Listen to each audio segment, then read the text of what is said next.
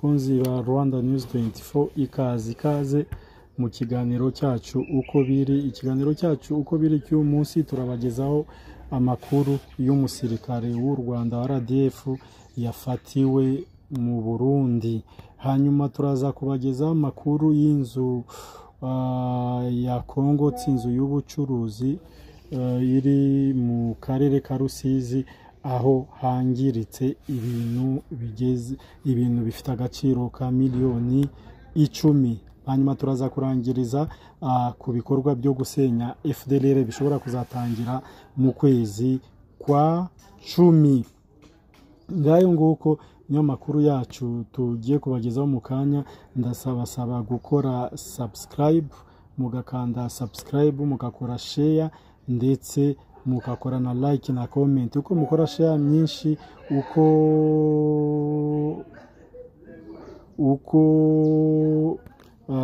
sharing ibiganiro byacu cyane, uko mukora like nyinshi na niko n'ibiganiro byacu bigera kure hashoboka. Reka nkuko nababwiye duhere kuri iyi nkuru y'uyu musirikare w'u Rwanda wafatiwe mu Burundi. Uyu ni umusirikare w'u Rwanda wafatiwe mu karere cyangwa mu ntara ya Cankuzo, ni mu Burundi. Uyu nkuko ubuyobozi bwa RDF bwasobanuye ko umusirikare wayo witwa Sergeant Sidiki Emmanuel, umushoferi w'ingabo z'u Rwanda, yafatiwe ku mupaka w'u Rwanda n'u Burundi wa Nemba Gasenyi, ubwo yibeshaga ku mbibi z'umupaka. Ibi ni ibintu bisanzwe cyane ko abantu bibesha ku mbibi z'umupaka bakisanga mu bindi bihugu. Itangazo ryashizwe hanze na RDF rishimangira ko Sergeant Sidiki Emmanuel yahise atabwa muri yombi na polisi y'u Burundi, ubu akaba afungiye kuri station ya polisi ya Kirundo. Nababwiye intara ya Cankuzo ni intara ya Kirundo iherereye muri komine ya Busoni, hano ni mu Burundi. Irere muri komine ya Busoni, hano ni mu ntara ya Butanyera, ni intara ya Butanyera nako muri komine ya Busoni mu Burundi. Ubuyobozi bwa RDF bwagize buti RDF baricuza ku bw'iki kibazo cyabereye ku mupaka duhuriyeho, kandi yiteguye kunyura mu nzira za diplomasi zishoboka na guverinoma y'u Burundi kugira ngo uwo musirikare agarurwe imuhira. Nk'uko byatangajwe n'ubuyobozi bw'igisirikare cy'u Burundi FDNB, batayo ya 31 ya infantry mu ijoro ryo kwa 24/2025, ubwo nejo saa 6 z'ijoro muri komine Busoni, province Butanyerera, hafashwe umusirikare w'u Rwanda witwa Sergeant Sidiki Emmanuel. Uwo musirikare wari umushoferi ngo yambutse umupaka w'u Rwanda Burundi anyuze ku nzira y'igitaka iri hafi y'umuhanda wa 14 witwa Road National 14 Gasenyi Nemba.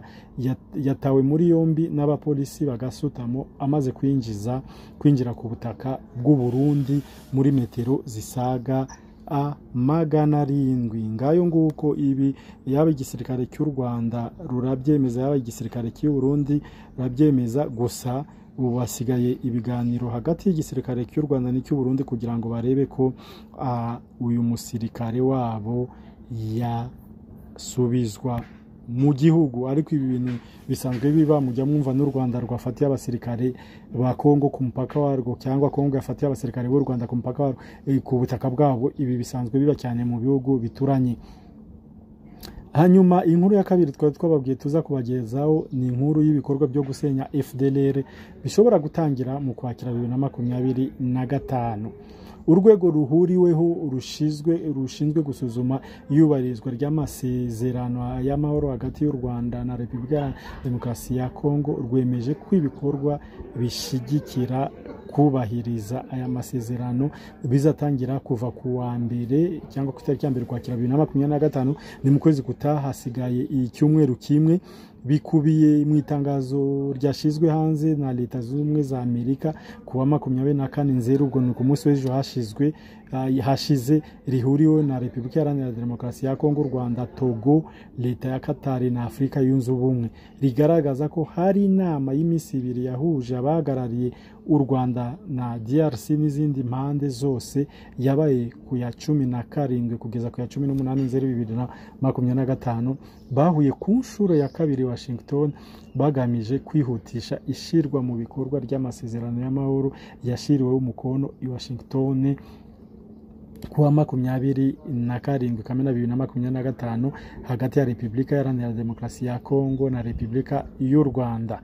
Mu byaganiriwe harimo ishusho y'ibibera ku rugamba n'amakuru y'ubutasi ashingirwaho mu gushira mu bikorwa ibikubiye muri gahunda y'ibikorwa CONOPS igamije kurandura burundu umutwe wa FDLR n'imitwe yitwaje intwaro.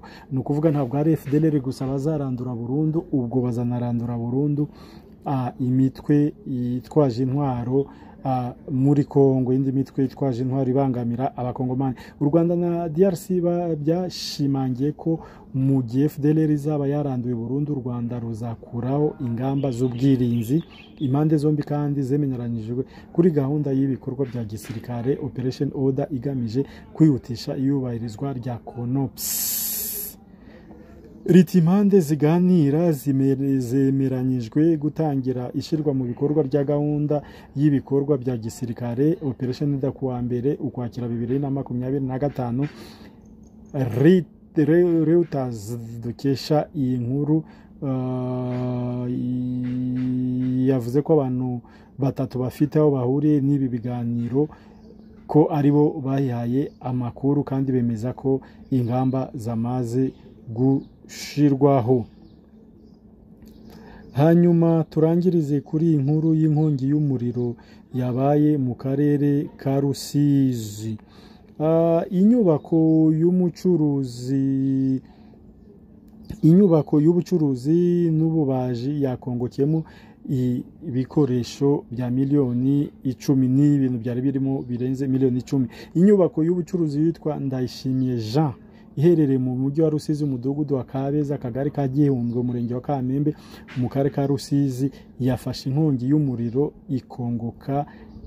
ikongokeramo ibyakorerwagamo byose bifite agaciro ka miliyoni zisaga 10 z'amafaranga y'u Rwanda. Iyi nyubako yafashwe n'inkongi y'umuriro hagana saa 3 z'amanywa yo kuri uyu wa 24 Nzeri 2025, kuvuga n'ejo hashize, isanzwe ikorerwamo ibikoresho by'ububaji birimo intebe, ameza, ibitanda n'ibindi, hakana doderwamo imisego y'intebe n'ibitanda, ariko ibyo byose bikaba ari nako bicuruzwa.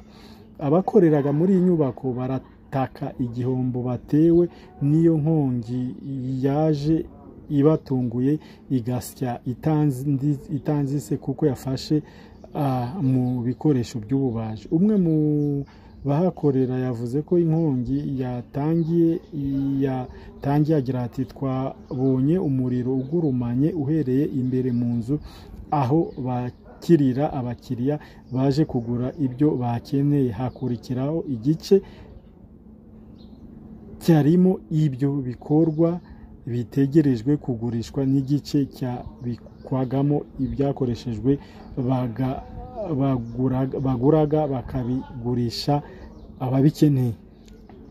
Avuga ko batabaye bakagerageza kuzimya ibikanga, kizimyamoto ya polisi irahagera irawuzimya, bituma udakwira mu nzu mu zindi nyubako z'ubucuruzi zihegereye. Ndayishimiye Jean nyiri nyubako yahiye n'ibyo yakoreragamo byose yabwiye Imvansha ko akeka umuriro w'amashanyarazi kuko byabaye ahibereye nta kindi cyabiteye. Ati nari mibereye umuriro uturuka imbere mu nzu yose irashira kongoka n'ibyarimo byose ntacyo twarokoyemo nta n'ubwishingizi ari inyubako ari n'ibyakorerwagamo twagiraga ni igihombo gikomeye cyane. Umunyabanga nshingwabikorwa w'umurenge wa Kamembe Ingabire Joye yihanganishije umuryango wahuye n'akaga asaba abatuye uyu mujyi n'abawukoreramo kongera gusuzuma inyubako zabo niba insinga z'amashanyarazi zujuje ubuziranenge bakanagira ubwishingizi.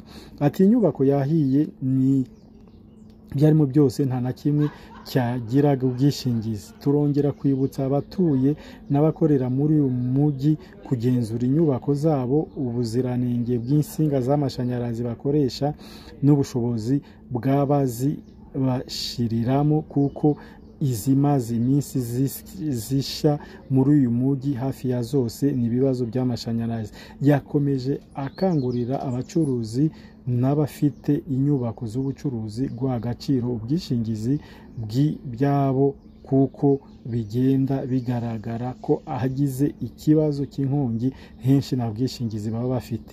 Yavuze ko ubukangurambaga bukomeje mu bacuruzi abafite inyubako z'ubucuruzi n'ibindi abaturage ibi byombi bikitabwaho. Nshuti bakunzi ba Rwanda News 24, aya niyo makuru twari tubafitiye banze kuri inzu yakongotse ndetse yibanda